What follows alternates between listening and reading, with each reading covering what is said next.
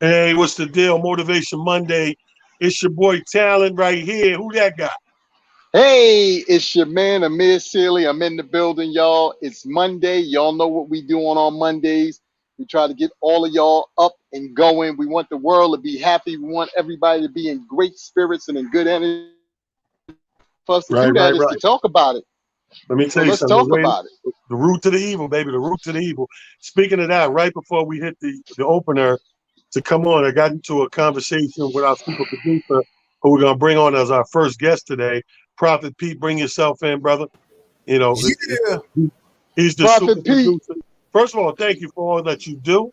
Thank you for Yes, even sir. approaching us early on and saying, "Hey, man, bring this joint to a bigger platform and let us produce it and make it happen." It's been a great success since we've been on this. It's to the point where I went from doing it at the 12 noon and then the 6. We didn't even need the 12 noon, the amount of shit we talk about in the 6. So before we rolled into it, I was telling Pete because he was like, yo, he said 60 seconds of honesty. He said, every day, every week y'all do this. He said, I swear to God, half the time y'all talking to me directly while I'm sitting there producing the messages of relating to him.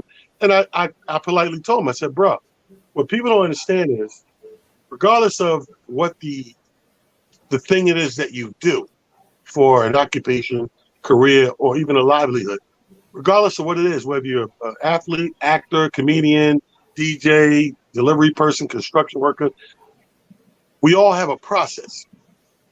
And that's where they get the phrase, trust the process. Meaning be patient and go. If you put this certain work in, you take these certain steps of procedure, you will get the end result you're looking for more times than not. That's trust in the process. And you was going to tell me something about the process, Prophet Pete, that you was relating to this. Yeah, and like the process. You said something about being scared, right? Mhm. So it just having a conversation with my day one. Me and him go back to elementary school, and certain things. The way I move, the way he moved, is a little different.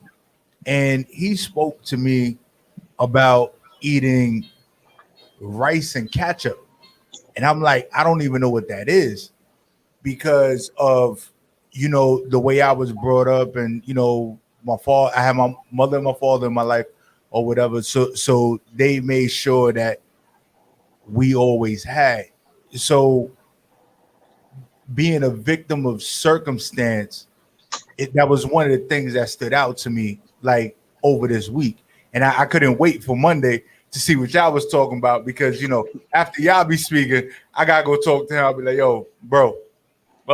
Talent said and Amir said. But no, I mean, you're right. You're right. What you said is very important. And this is what our parents and our parents' were afraid of, right? They were afraid of, and this is where, it comes into play when you have our young queens coming up and our young kings coming up, having babies too early. It, it, it, Yes. it seems like your people and your parents are mad at you or being malicious and angry and vengeful. And that's not really what's going on.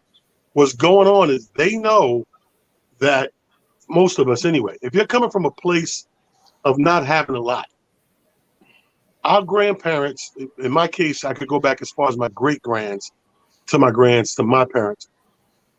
What they were good at was not letting us really know how poor we were. And that is the ultimate Facts. sacrifice of a parent. The ultimate sacrifice of a parent is to not, let the kid feel the complete struggle so that they can be focused on growing up and becoming whatever it is they aspire to be.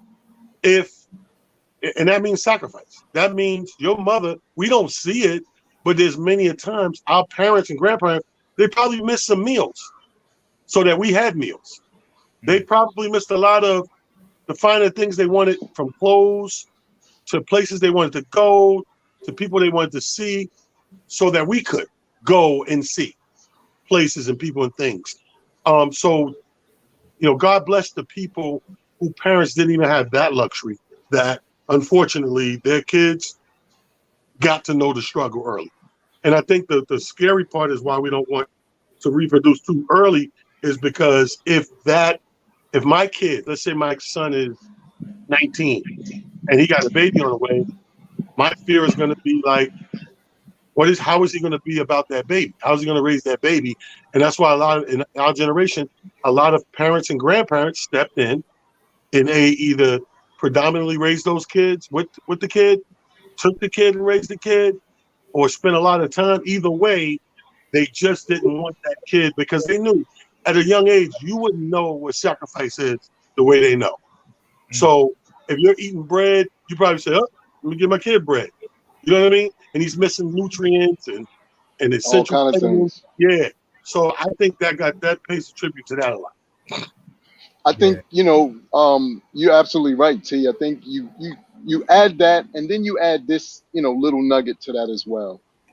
Thankfully, with age sometimes comes wisdom. And you heard me use the word sometimes because not everybody who ages wises up. Some people, it is a matter of going through things, several times before they actually either get the lessons from it or learn from it or, move past it. But I think one of the things that we have to really be careful about, and especially when you start talking about, generational things, is there are a lot of beautiful generational things that have put us all in positions to win.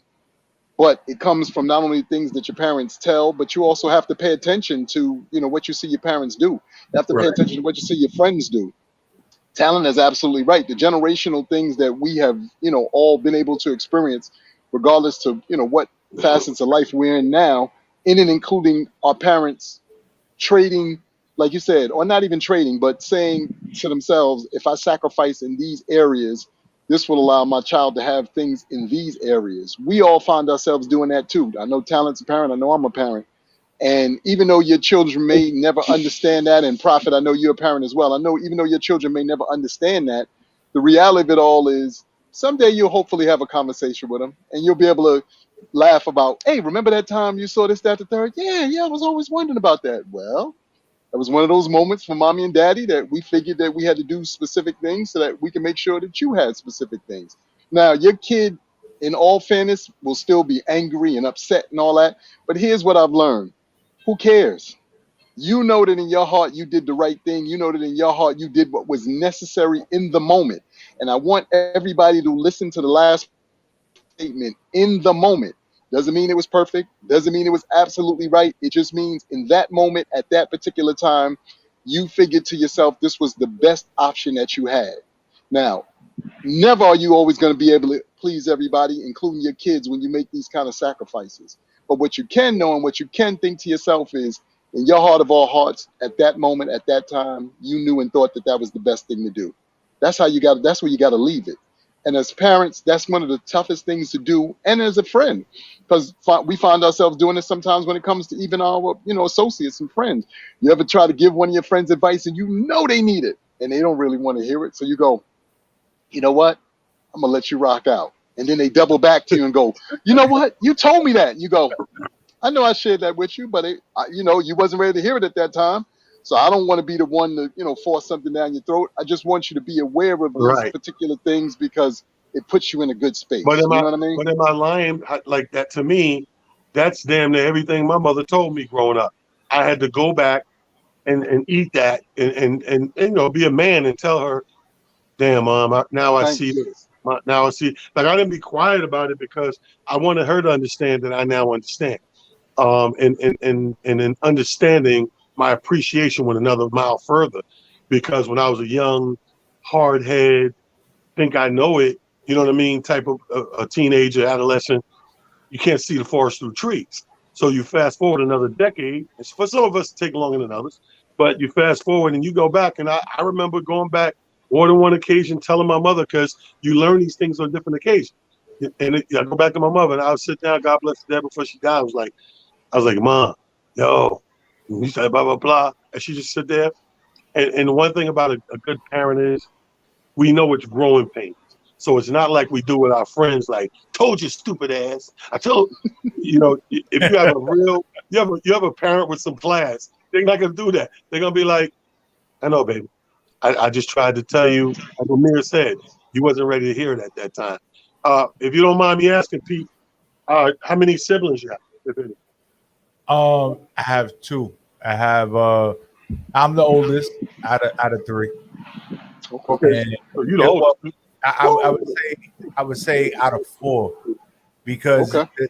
my family background, the way that it is being there for the individuals that are around you. So I got real tight knit family, and my mother's sister passed away, and she had 7 kids, and we took in my mother and my father took in one of the Your children. cousin. Oh, okay. See, that's a Right. good family.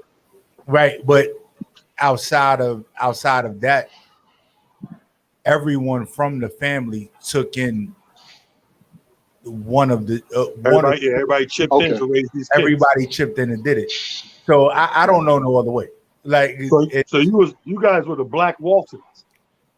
I guess so. I guess so. And then we just took it in. So there was 4 of us, and it was just one of those things. I didn't know what it was not to have, but there was that conversation that I had with my mother one day, and she was like, "Look, you the oldest. I could give you what you need, but I can't give you what you want. So the things that you want, you got to work for." Oh, I like that. And that changed my life. That has never been something that I couldn't even see past. It was like, yo, if I want it, I gotta work for it. I gotta do what I need to do to get to that point. So all I know is to work and grind and hustle. That's all I know. Well, I mean, that's a good thing. First of all, applaud to your family for that. That's some real clever family shit to do, first of all. Second of all, and the 3 famous words that fit your family, good night, John boy. No, but all jokes aside, no, that's dope because I can relate to that because I have a real big family, right? Immediate and abroad. And my family, we roll so tight. Speaking of tight knit families, my first cousins, they're like brothers and sisters. They're not first cousins. We only know because we know the parents. But other than technically knowing that, to know you my first cousin, you would think we're all. But matter of fact, people in this town get it twisted all the time. This is how close we was. Like somebody will come. I got a sister named Tia, but I got a first cousin named Drea. So somebody come to me, like, hey man, I seen your sister today. So immediately I'm like, who? They be like, Drea. I'm like, in my mind, I'm like, half the time I don't even correct them. Like, that's my cousin. Half the time I just go, okay, cool, all right, and just keep it moving because that's how tight we were. But I do remember this. Now, here's the funny thing. When I talk about first cousins, my uncle was the father to a couple of them. He died. My aunt was a mom to 4 of them. She died. My mom got 6. She died. And my aunt, you know what I mean? So all of those siblings right there, that's a cluster of siblings that are out of I think it's 5 of them, 3 are going. I got 2 aunts left in that cluster. But they had an unwritten thing about them and an unsaid thing where everybody pretty much was their parents. You know what I mean? And parents checking the next generation is a must. I'm going to repeat that. Parents checking the following generation is a must. If that doesn't happen, there's an instant and automatic disconnect that happens between generations. And then you scratching your head wondering, how many times do we hear these damn kids today, these millennials, these kids? It ain't just them. Somewhere in there, there's a disconnect. And disconnect is both parties' obligation. There's an obligation for you to pound it on them. There's an obligation for them to hear it and apply it. And if either party drops that obligation, herein lies a disconnect. You know, this is a disconnect generation right here because half of us are scared of these kids. Half of us are just lazy and don't want to do and say certain things. You know what I mean? Like the mother of my kids, here's the thing that we don't agree on. I don't believe in, giving a kid something all the time. You know, like you said, I can give you what you need, and you have to work for what you want. I'm one of those people. So when you come and ask me, 80% of the time it's gonna be yes, but that 20%, I feel like right here I need to stop Teach and you. roll a little bit. I ain't got it. You know, I'm unemployed, whatever it is, I may have to do that. Now they don't agree with that shit. They be like, "Oh, did you tell her no? Did you?" I be like, "Yeah." I'm like, you can't say yes to everything. You just can't. You must, as a kid is growing, you must provide what you think they need. Like you said, not everything they want. Because if the kid comes out up to 20, 21 years old, God forbid, that's a kid that was raised and got everything they want, they probably ain't gonna work for shit. Not to mention, they probably will have a very hard time trying to deal with some of the other harsh realities of the real world. See, Mm, one of the things that, we kind of forget, and I always say this, especially, and this is no disrespect to, like I said, our younger generations, but I know our generation in particular, we're the last of that work hard, go hard, and all these different things because we're looking for the end result to be something that we work for. We live in a world now, and we live in a space now where, fortunately, unfortunately, and like I said, I know I find myself sometimes being privy to this, but we say things like we want our kids to have more and have better, and I always say to people, well, what did you have that was so bad? Because let's think about it. Our childhood, we were ingenious.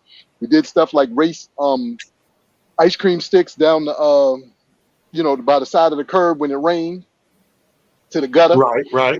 We did stuff like take buttons and a string and put gum on it and fish inside the sewer to get change so you can go buy you some potato chips or some cookies.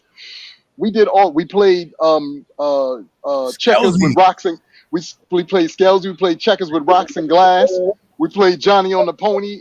I'm not saying, like I said, that these kids aren't creative, because these kids are now doing things that we couldn't even begin to imagine in terms of coding and making up video games. But we raced. Remember how you wanted to be the fastest dude on the block? And if you was in the top 3 or top 5, you was like, well, that's good enough. I know I'm fast. That's all I need to know. But sports, we competed, on a sports level, from time to time, whether it was basketball, baseball, stickball, punchball, kickball. See, even that. When was the last time you seen some kids playing kickball? When last See time what you I'm seen a saying? kid lift his leg to kick anything? Okay, So then, yeah. But see, here's the so thing. mhm. A lot of that we can attribute to. I mean, we all know, and this is not even opinion, this is fact. We know the kids work less and move less and less physical activity and all that. But couldn't we blame a lot of that on technology? Because Yes. technology is not going in the direction of teaching and helping people physically work more. It's going in the direction of making people physically move less. It started with the goddamn microwave and remote control. Yes. Something Yes. small like your little fat ass used to get up and have to walk to the Turn TV on. to go to another channel. Now Remember you that? sit there with a thing in your hand and scroll through 1,000. Or talk. Alexa, change to channel 7. Yeah. That shit's even lazier than this. Like, you used to have to do that. They done took this shit out of it. Hello, okay, Alexa. All right, Siri, one of you bitches, play it. Oh shit! Look, I'm laughing. I'm saying it. The motherfuckers. I never used this shit. The bitch cut on. Oh shit! All right. But yeah, that's some real shit. All right, so let's get to this part of the show. Come back to that. Me and Amir and I have been talking about adding a segment to the show, Pete. Called our mentoring moments, and I got a couple of guests I invited on today to be a part of the mentoring moments segment. It's 2 females, 2 queens that I'm super proud of. And I always say this, not to disrespect anybody who's ever came to me and told me something positive, and I got around to it a few minutes later. It's not that I don't believe you. It's not that I'm putting it down or against it. It's just that, and I say this even about my own comedy. People like, oh my God, I seen you on YouTube. You funniest dude in the world. I'm like, dude, if you think I'm funny on YouTube, come see me live. Like I always tell people, it's nothing live. It's nothing like live.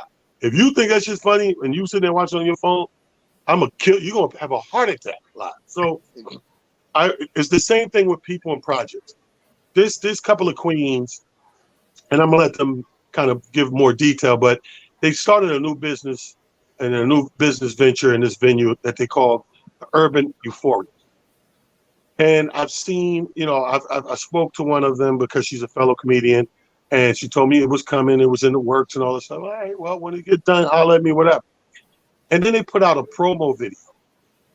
You know, this was like months later. And I seen this promo video, and I was like, that place, even without stepping a foot in, I said, that looks super dope. So when my partner Quincy, shout out to Quincy Morris, hit me up and was like, yo, what do you think about Urban Explorer? I said, I seen this video. I think I want to take some of our business over there and keep it Black business. I said, I just seen this video. You ever step in it? No, but let's start the conversation. Fast forward, we're in and out of there. We do it. Saturday night, we do 2 shows. We had the time of our lives. I want to welcome to the show the most motivating mentors moment for our first guest coming in here. Comedian Char B is in the living room. So, they're together. Okay. Okay. Hey. Hello, ladies. I sent 2 links. I thought it was going to be, situations, but okay. I ain't mad at that. How you guys doing? We're great. We're great. You send 2 links, you get 2 comics. That's how that works. Well, first of all, this is my co-host, Amir Silly. Wonderful, well-read brother that's been my co-host on Motivation Mondays all year. I wanted to bring you guys in because you inspired me over the weekend. Wow. I was just saying, one thing to hear about something and talk about something is another thing to experience. To get in there and see it, move in motion, and you guys from customer service to the setup to, just every A to Z of this whole venture. Yeah, we are hands-on. Tap. Wow. Thank you so much. Thank you so much. That means so much. It's coming from you, especially, Talent. You are our mentors of the week. So everybody's watching this show, we want to inspire and keep it going. Let's start with giving us some history. Now, this is a nostalgic building you took over and everything. Take us from the beginning, the process, the idea. Walk us through this thing. This is crazy. So it is a historic building. It's called the Jonathan Child House. It's a mansion set in the middle of downtown Rochester. And it was actually built by the first mayor of Rochester, who was Jonathan Child. So it does have a lot of historic. I think it was 1860. It's been built since. Mm-hmm. Mm-hmm. Yeah. Mm-hmm. So I'm sure it's got a little Underground Railroad action in there. That's why it's so important to us. Oh my God. Really? That's super important. They got the keys. That's right. How much work you guys had to put into it to flip it the way you have it? Oh, we still working. Still working. Okay. But it has been, so we got it in July. And we didn't open until September 2020 last year. So right in the middle of COVID and everything, we just opened up and said, bring your people, come out, we doing this thing. And people were confused. Like, what is it? What y'all doing? We thought y'all told jokes. What? That's great. So hold up. You guys, see, I tell you as we go, I was going to be learning something. You guys are actually superheroes because did you say July of 2020? Yes. Yes. Wow. Yeah. Wow. Yep. Right. In the middle of the pandemic, you said middle of the pandemic. Yep. We organized in June. We signed the paperwork in July, and we pressed the gas. That's it. Wow. Right? We took off. We opened in September. We had a little grand opening, and we haven't stopped since. Yeah. Wow. I think we had about 100 events now. We up to 100 events first year. So congratulations. Right. Thank you. So for me, what makes this special is because, again, we both do comedy. So let's say February, we started having a conversation about, there's limited opportunity for comedians, especially, of color, and then females, right, in the area. Yeah. So we, again, we had just met actually at one of the talent shows, right? J. Nicole got on, Photo City, you had shows, and she was just getting her feet wet, and we were like, just talking there. Yeah, if we got some hands on some money, this is what we do. This is February, right? March, everything shuts down. And I'm like, okay. And people lost their mind. She said, selling shit. I'm sorry, pardon me. You can cut. It's all good. Listen, I work. This one talking about, I was working too. She was working as a nurse. She quit her job. She said, I ain't going back to work. The world about to end. Okay. I'm going to just go for mine. You coming? There ain't nothing wrong with that. Listen, I'm more, practical. I said, well, let's think. I'm not saying that she's not real. I said, well, let's just think this thing out. She was like, no, found a space, and this is what, and I tell you, this, right. This is where we are right now. Right. And Amir, let me tell you. So I go into his place. It's beautiful inside out. It's like she's sitting in a great spot downtown. And then you go in, and then I love, I'm a big fan of like stairs that go like that little spiral thing. Spiral. So, and you go up a level, and they got a couple more rooms up there, which were where we used for the show. And you go up another level. Sharpie mentioned like a green room situation. Never made it up there though, Shar, but you know, we I was call having it so P much Valley. fun. It's like the Wow Factory up there for adults. Like you can have balls and stuff. It's not. Oh, wow. We're gonna open that up. That's I had be so like much members fun on only. the first two levels I made. P Valley. That's members only up top. That's P Valley up in there. I'm just it's a stage. I ain't lying. It's a built-in stage. It's I'm a not lying. studio. Okay. Beats. Listen, we about to run down on them. Yeah. Ain't nothing wrong with that. Nothing wrong with that. So, okay, so you got, let's, just take it back a second. So both you ladies, like you said, you're in comedy, have an opportunity to meet each other, and you come up with this idea to open a venue where, like you said, people of color can now, come to Rochester, have another setting. I'm sure there's other settings in Rochester, but a new setting. Now, because you guys obviously had other jobs that you were working, I heard somebody say they were a nurse, and I'm not sure what the other job was. What about this time and this, moment made you decide, this is it. I'm sick and tired of going back to work. F my boss. I don't want to go back there. I hate these people or whatever. Or maybe, you just said to yourself, it's time to step out on faith. What about the two of you coming together made you say, you know what, this is probably a great idea for the both of us and we should run with this? Well, I'm still technically on paper. I'm going to work at 7. I still have a full-time and a part-time job as well as this. So J. Nicole is full-time with the business. Obviously you need that. So yeah. So but initially when we first met, it was at Talent's comedy show. And prior to that show, I had been doing only predominantly white shows. Okay. So all my comedy was geared towards that audience, all of that. And Talent show was my first time ever getting on stage in front of us's and we's. You know what I'm saying? Yo, you know what's crazy about that? Joking around sitting at the bar, I said to you walking away one time, I said, you know, black and white. right. And everybody said, yo, cool. And now we make one time. Oh, that was Friday. So I was nervous like a hooker in church in there. You know what I'm saying? Okay. and Sharpie walked in with a bottle of Crown Royal Apple. And was like, hey, girl, let's do this. We about to have fun. Don't even worry about it. Blah, blah, blah. I mean, she really took me out of that anxiety-ridden state that I was in, brought me down. And she's been doing it ever since. Like, we just a team. We just partners. We just, Yeah, Shar has always been, Shar immediately was one of my my team players when I came back, bringing it on a regular basis back to the Rock. And no matter who we brought to town, and no matter which venue we was using, from the German House to Photo City to the theater, like she was always like welcoming all the people. And that's how I tell people, and especially us as comics, we have to be our own ambassador. As people come to these cities which we frequent, they don't frequent. They're only coming because we're bringing them. Right. So we're the ambassadors they see. Exactly. And they judge the city on everything. So the first person greeting them, to the audience, to how you were treated, the show, the hotel you put them in.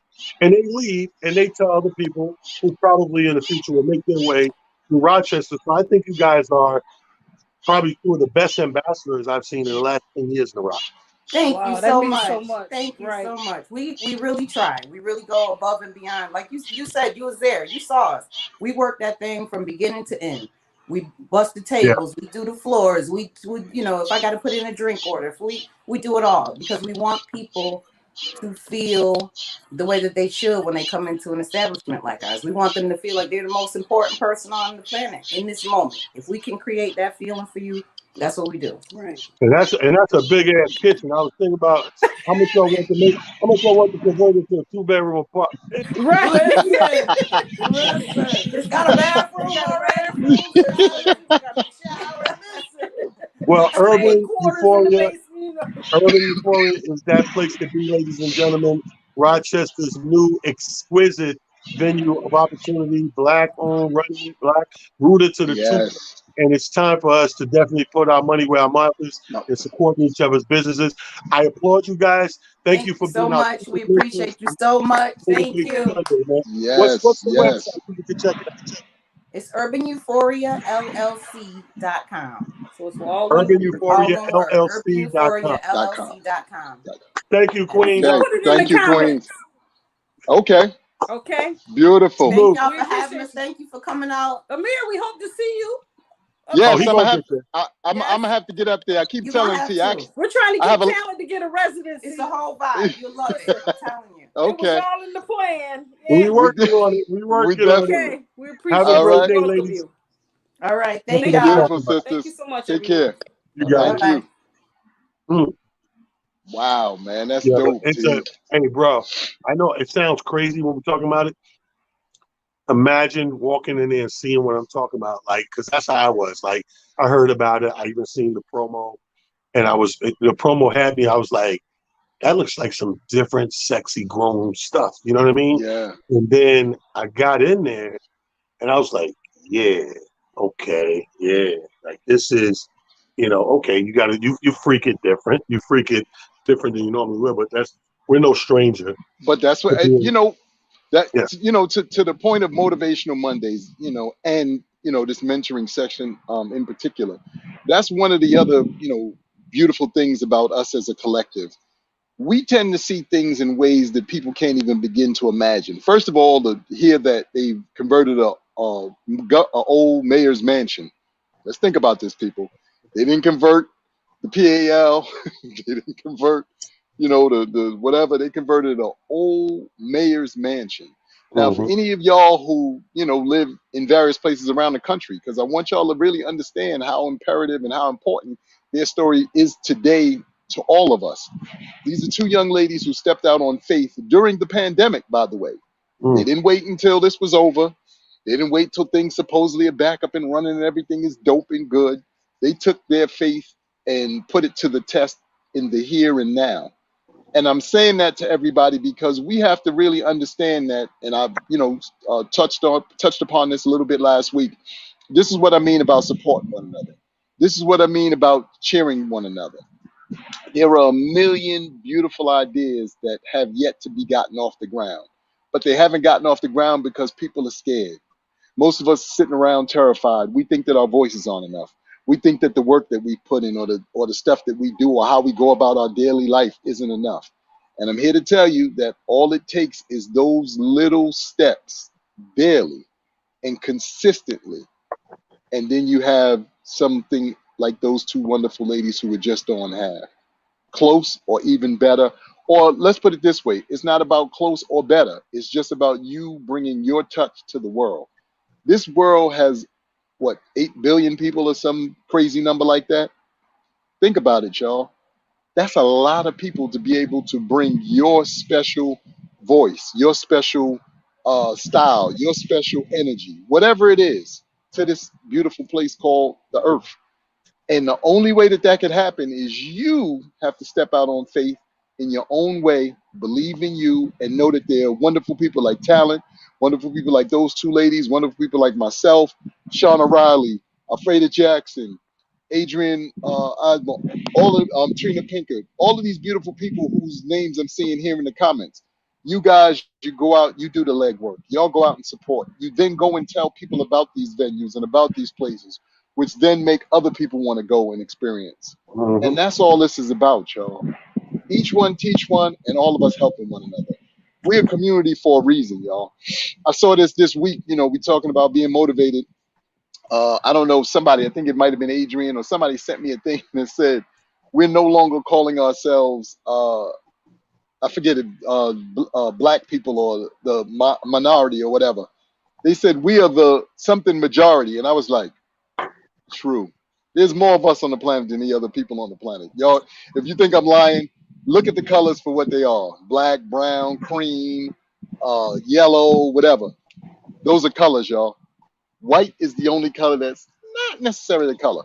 That's no disrespect to beautiful Caucasian brothers and sisters, but y'all really think about it. All those other ones are colors. You see a white flower, you happy to see it, but you're not. It's not the same as when you see a purple flower, when you see a red flower, when you see a burgundy flower, or any of these other things. Right. Let's just be clear. It is what it is. You go to the botanical gardens. If you think I'm lying, go check your local botanical gardens and see what I'm talking about. You be sitting there like, you know what? He might have a point. It's no knock. It's just reality.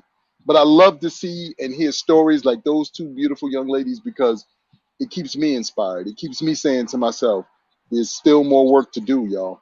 And it's just a matter of figuring out what idea to executing it, and then letting the world deal with it the best way that they can. You know what I mean? That's it. It's just that simple. Things move that way for a reason. So yeah, kudos to those ladies.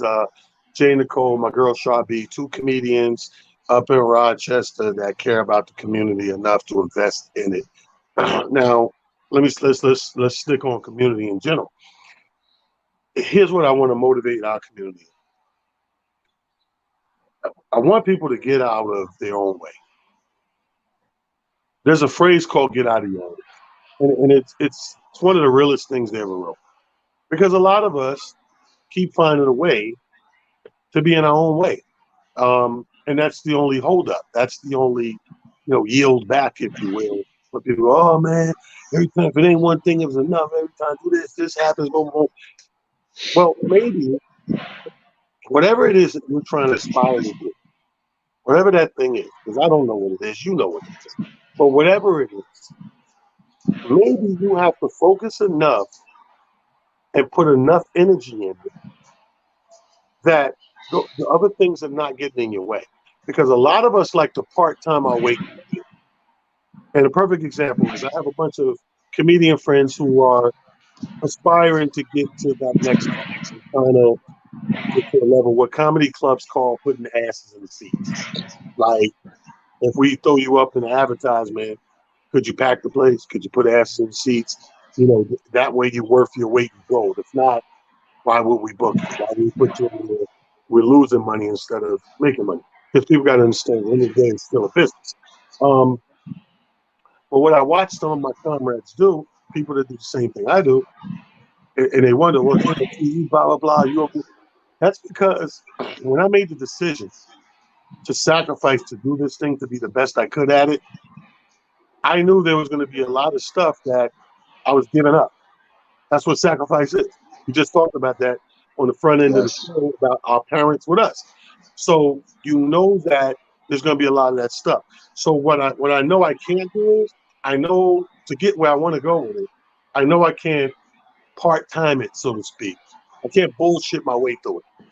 I got to dive in it, head down, head first, horse blinders on, focus on the mission at hand, and don't short myself. I can't, on Monday, I'm the craziest comedian in the world.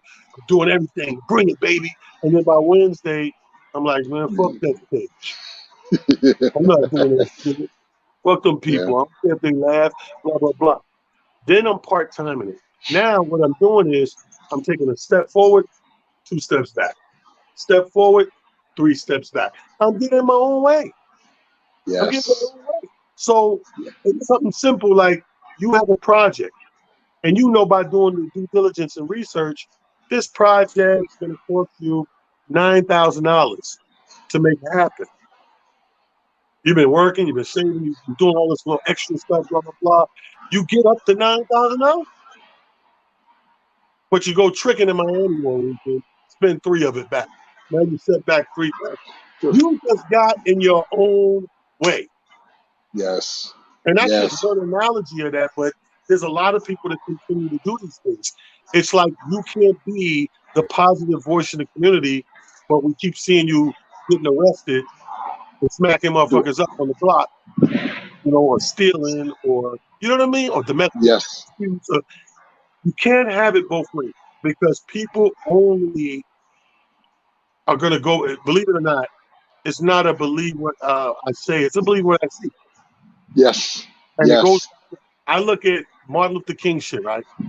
How we just took our parents, they showed us one thing because they knew if they showed us the other thing, we'd be just direct. So they made sure they went out their way to show you something else. So perfect example is Martin Luther King. His reputation precedes him. So when we think of Martin Luther King, we think of an older gentleman. These motherfuckers were young. Yes, They were yes. young guns. And guess what? Being young, yeah, he might have got a little pussy on the side. But you know what Martin Luther King didn't do? He didn't get on the podium. I got a man pussy at the mountaintop. Because he knew right then and there, That everybody would that have been was following would make a hard left turn and be derailed and lose focus and lose the message.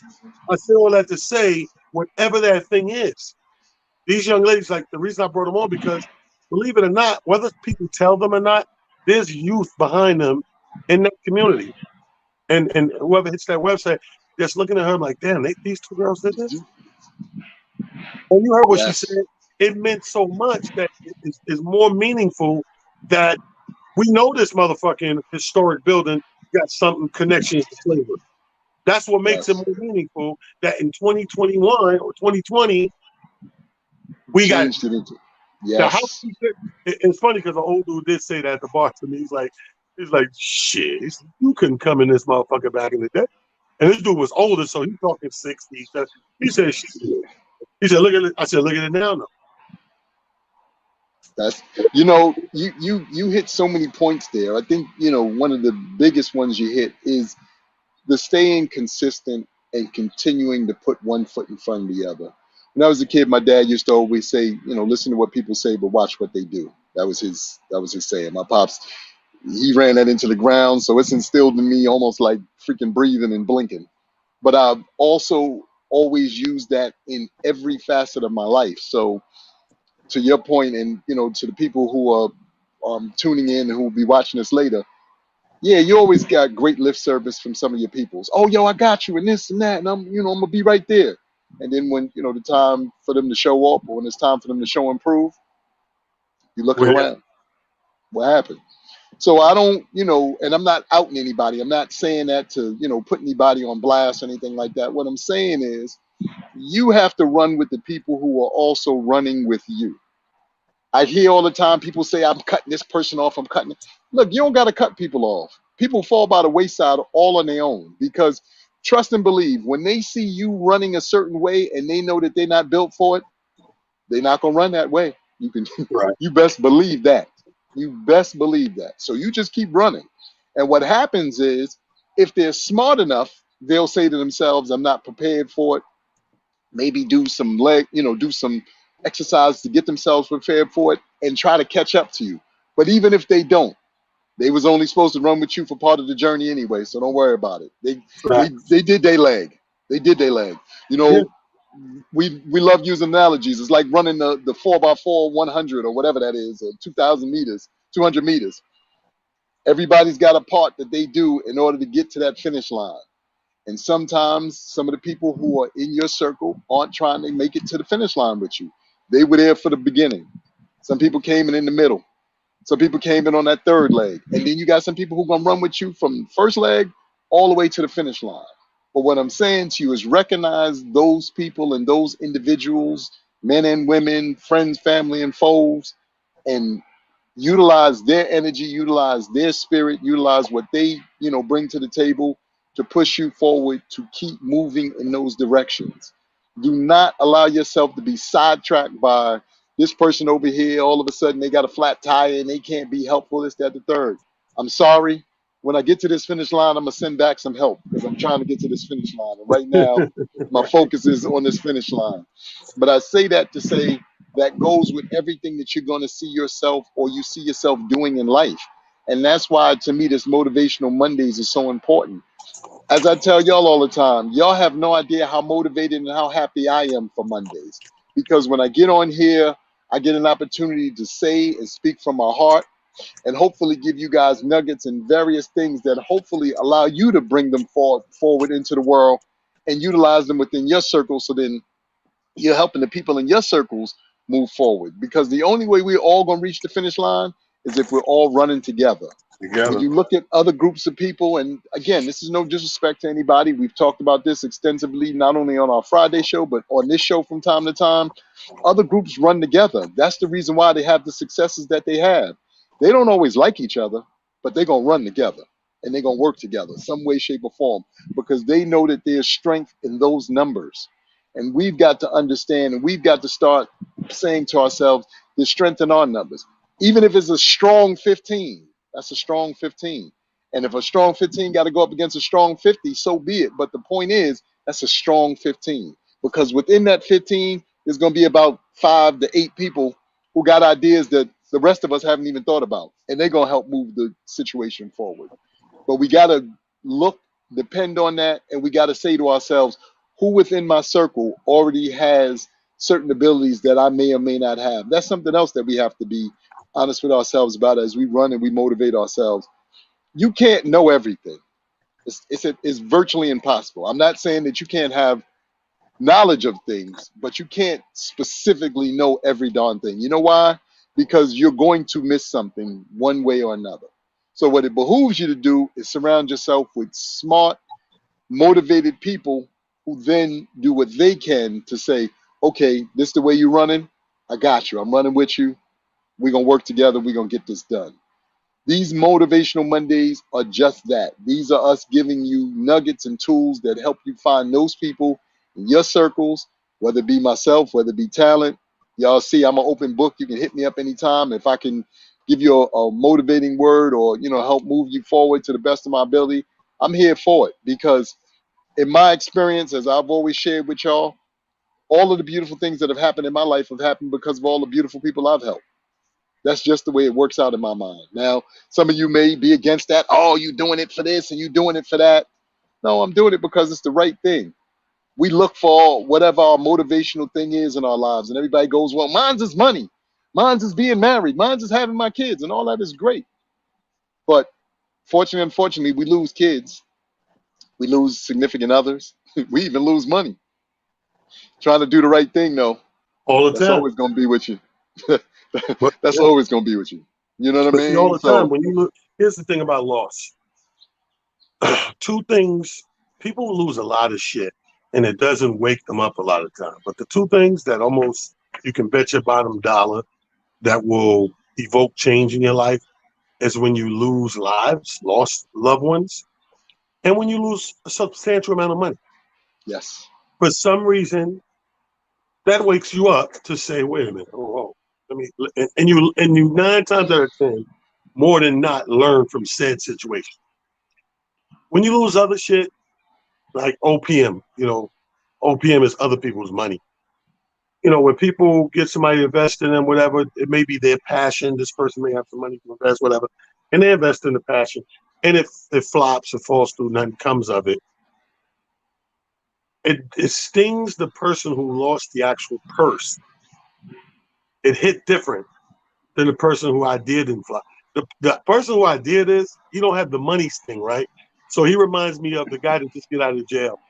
Anybody ever know a person that go to jail more? They just keep going back to jail. You know why? Because every time they get in jail, they think they figured out why they're there. And they're gonna just do something different next time. Like that used to be a funny ass inside hood joke. Motherfuckers get caught and they go to jail, do 3-4 years, and he in there. So you're not gonna sell no more drugs, huh? No, I'm still rocking. I just can't fuck with them niggas from the hilltop. Facts. Yeah. You know what I mean? And then Truth. they get caught doing some other shit, and then I just can't go over there. I'm gonna do it, but just don't go to that spot. And then no, motherfucker. How about don't Drugs, do it? that's your thing. Yo, How about don't do it? it is amazing the way the mind works in a lot of times when it comes to trying to, again, stay motivated. Because Right. how you started this by saying, we have to get out of our own way. The biggest thing that you have to do, and y'all have heard me say this, on numerous occasions as well. Please just stop lying to the dude or the man or woman who stares back at you from the mirror. That person, trust and believe. Every time you turn around, if I know talent has dogs. I'm not sure how many other beautiful people on this, various platforms have pets. Don't you ever see your dog chase his tail? It'd be the funniest thing in the world. Sitting there, dogs, you're like, what is this dog doing? But he's chasing his tail. That's what some of us are doing. Why? Because some of y'all refuse to look yourselves in the mirror and stop that lying. You, look, own up to your foolishness. Good, bad, indifferent. I don't care what it is. Everything that you do is not always going to be perfect. That's something else, please. You know, Right. I stress this. I had a very good conversation with our boy, Lord Finesse, the other day, and he said something to me that really stuck with me. He said, Amir, I've come to the realization that we work so hard trying to be perfect and to do things perfectly. He said, and 90% of the world doesn't care. They just don't care. And I think that, you know, for those of us who are, you know, paying attention on this particular platform and those of you who are tuned in, that's something that I realize that a lot of us, you know, run into. We trying to do perfection. Take the odd picture with the cameras like this.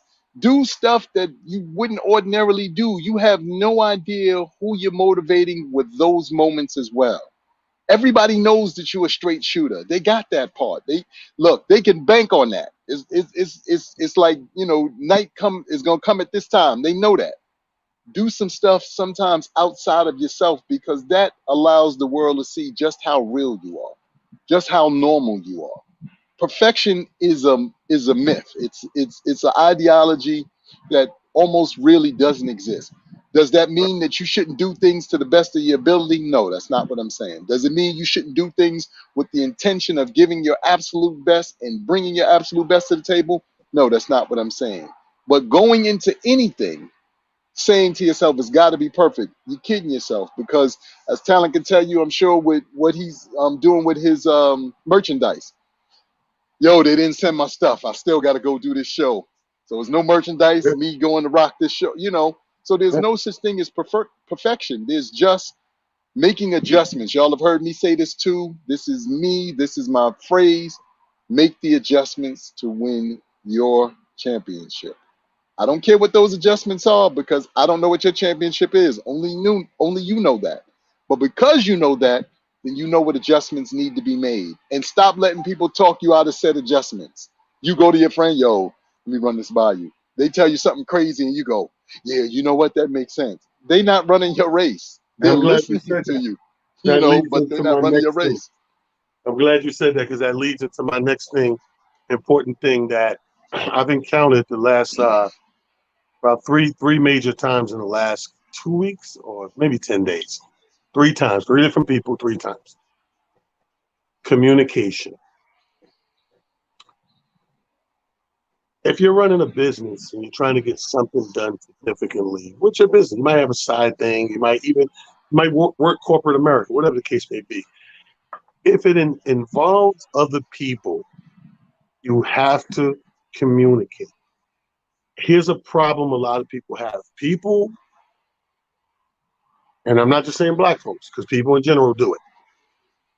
When the news or the information that they need to convey is less than good, meaning it may be bad news, maybe stagnation news, or whatever it is, you don't want to deliver this news, so you don't deliver anything. That's the worst thing you can do when other people are involved. When it, like Amir said, if it's just you and you want to lie to yourself in the mirror, you're only hurting yourself. But at least when you're dealing with other people, you must communicate. I was in a business venture with one cat, well, not one cat, these cats, and I'm speaking to them, and we're speaking all the way up until we get, okay, this is the plan, what we're gonna do, and I'm waiting for them, and they never come through. I hit them the next day, like, yo, what the fuck? We had a plan, blah blah blah. Oh, my bad. I got this, that, the third, boom, boom, boom. Nigga, I got this, that, the third too. But if things change and you can't do it, I'm setting my watch to this shit. I'm setting my clock and my movements to this shit. If you can't, you must say you can't or it didn't happen so that I can make another plan and make another reroutation. Like I'm stuck in the same route. You knew the route changed, but didn't tell me the route changed. So here I am stagnated over here and at a loss. The thing Yes. happened, like I said, on 3 different occasions, 3 different people and entities I'm dealing with. And I'm saying to myself, you know what? In business, that's a big problem. Sacrifice is a big problem, but communication, because you leave the other person stuck out there. Like, I remember not far from where I live, uh, I don't know if you remember Yvonne's Soul Food up here. Yvonne's Yes. Soul Food, oh, it was off the chain. So Yes. it started in Pelham. Yvonne herself finally came over to Mount Vernon or whatever, and I remember I was in the process of buying the spot. You know, I was working out a plan with her. She was trying to get out of the business. The plan was to bring me in on a percentage level, give her a certain lump sum of cash, come in on a percentage level, and over a year to 2 years, she let Pay you buy it. her. It's gone. It's all yours. That was the Hmm. plan. In the middle of the movie, before I could give her the lump of cash, somebody go in there, beat her in the ear, and she think this is the best deal to take. She totally said, screw what our deal was, and went with this person, you know, to give her a little bit of lump of cash, what was supposed to, whatever. And that was the new deal plan, right? So I was like, all right, you know, no love lost. Or anything like, I didn't give anything, so it's all in verbiage at the time. So the call I got was, hey, you know, I'm gonna cut this deal with these people. So they brought in a new management team. Can you come down here and sit down and meet with the management team? Now I had a show coming up in 2 or 3 weeks. I think I was bringing, shout out to my man Michael Colley. I was bringing. So I go sit down with these people, and it wasn't just a regular meeting like to meet the people. These motherfuckers were trying to restructure the The deal whole. to behoove them. Wow. It was tight on me, so I was like, that's not gonna work. It was like, no, you know, take time to think about it. You know, take your time No. to think about it, because that's what we got to do. That's the deal we need for it to work for the restaurant. And let me know, man. You know, if you can't do that, then it's cool. But think about it. At this time, I'm about, like I said, 2 weeks out or whatever. I knew from the From. first hearing it, it was a no. It was a done deal. It was a deal breaker. There was no way to do that and pay the bills I had to pay. I have to pay Collie what he wants, a DJ, all like the opening comedian. I was like, and don't get me wrong, I'm not greedy. I don't mind sometimes when shit happens breaking even. Only losing a little bit, but I can't lose a shirt. I can't go into something knowing that I'm ripping I'm using a shirt, my drawers, the socks. So I Everything. said, you know what, it's gonna work. So I get right to work, reaching out to other people for another venue. I find another venue, which is only literally around the corner. Perfect, right? So what do? I can't just do that and not have somebody communicate to the people that I can't reach that's going to be coming up or walking up last minute, and then it's no longer in this pitch because they come In that in. venue. I hire my nieces and nephews, get them a few dollars. I said, listen, this is what you're going to do. From this time to this time, you're going to hang out in front of this establishment. When people come in, I just need you to say, you guys coming for the comedy show? If they say yes, point, go left, Redirect them. make a right, that said blah, blah, blah. That's it. But the point is, for me to move and not have that little piece of communication in place, because I'm responsible for bringing those people to this place. So I need to, okay, let me come out of my pocket and pay them to stand there for 3, 4 hours just to direct Just to people do. to the move. And it worked. Why did it work? Because that little bit of communication. If Yes. you can't make it, hey, I know I said I'm coming, ain't gonna happen. You know what I mean? This came up or that came up. But when a motherfucker leave high and dry and it's business, Yes. and That's bad. I couldn't understand it 3 times in the last 10 days. And I'm like, I had to cut 2 people loose. I said, I can't do business with you. I can't rely on you. I can't do business with you. I'm not going to pay money for something and you're not going to be on point. That's yeah. And again, these are all, true nuggets that we all have to pay attention to. Be a man or woman of your word. If you enter into something and you tell somebody, look, this is what I'm going to do, this, that, the third, be a man or woman of your word. But to Talent's point, if you cannot do it for whatever reason, be a man or woman about that as well, and just communicate that. Because the reality of it all is there is a synergy that goes to everything. And when you start putting out specific things, people are looking for that end result to be what it's going to be. But the only way it can honestly be that is if and when people truly are giving of themselves and what they can and cannot do and being honest about that, Being because honest.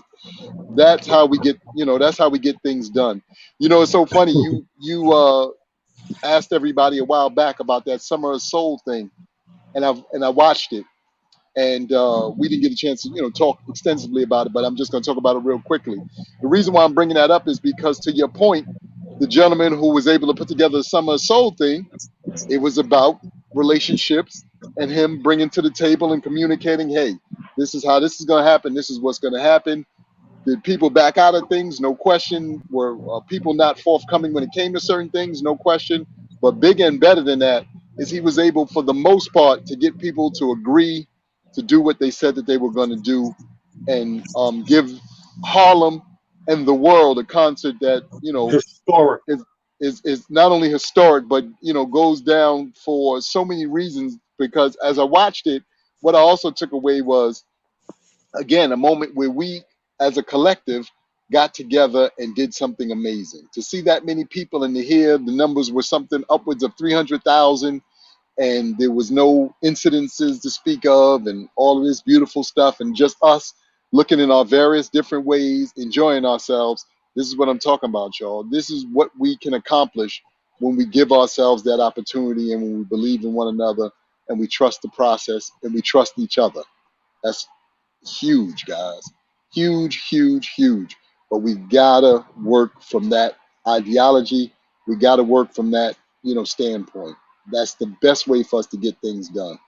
It's Motivational just that Monday simple. is what this is all about. Is just giving those instances, giving those ideologies, giving you guys little things that we think could be helpful and beneficial to how you get things done, every day in your daily lives. So I hope, as always, our Motivational Monday has been just that for, so many of y'all. I always tell y'all the same thing. It's nice to be important, but it's much more important to be nice. And then we're going to add to that now, listen to what people say, but watch what they do. So this way, you kind of, keeping those eyes, open and getting things done on various levels. That man over there, Talent, that's my brother from another mother.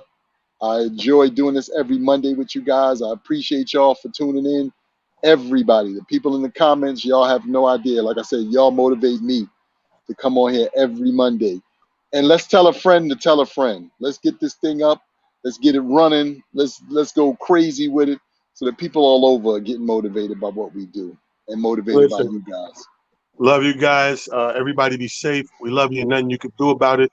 And remember, man, because by this time next week, I'll be done concluded my 30th anniversary weekend in Yes. Atlantic City. If you haven't gotten a room, it's okay. You can come and join us for the events. $150 get you to all the events, all 3 days. You got 4 comedy shows, you got other shows going on, we got parties. Talent at itsjustcomedy.com. That's my email. Talent at itsjustcomedy.com, and get you some tickets. Stay motivated, Feet. We love you, people. We All right, love you. Amir. Peace, King. Peace, King.